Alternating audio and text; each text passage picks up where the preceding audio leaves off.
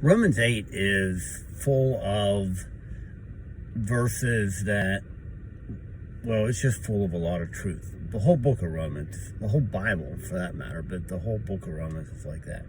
But Romans 8 is full of things that, verses that we often quote, we'll see them, on plaques and so forth, like, the who can separate us from the love of Christ, and we know that for those who love God, all things work together for good. So we often read those, we often see those verses, and I think that in this time of the coronavirus and all that those verses are good verses to contemplate.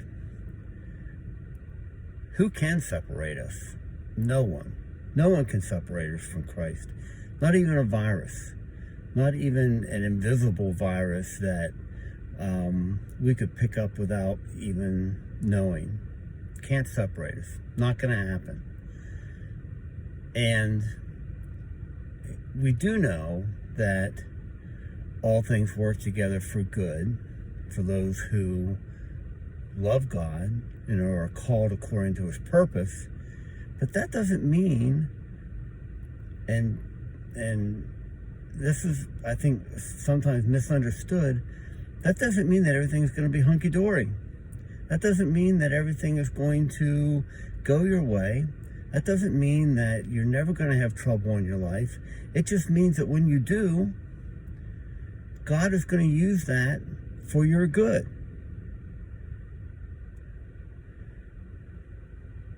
So yesterday I was I watched the Today Show, and afterwards I was just dismayed. I mean, I was like, holy cow, what is going to happen?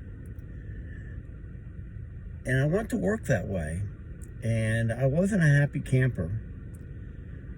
But through some things that were spoken to me, and through some things that I read, I was like, wait a minute. God has this. I don't have to worry about it. I don't have to be concerned. I don't have to,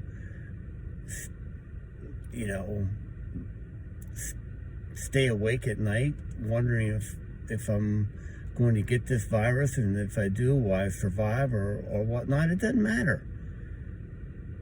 All things work together for good, and nothing can separate us. So God has not, in Romans 8:15 it says, for you did not receive the spirit of slavery to fall back into fear, but you have received the spirit of adoption as sons, by whom we cry, Abba, Father.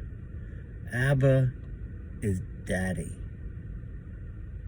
Calling God Daddy.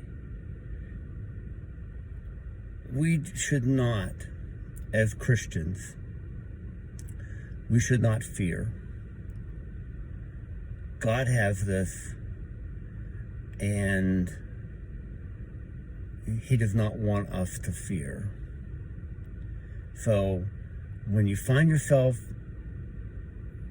thinking too much about it, maybe, starting to be apprehensive, unsettled, I invite you to go to these verses in Romans. Read them and contemplate on them. Pray them. And stop watching the news. That's all I've got for today. Have a blessed day, and remember, there is nothing to fear.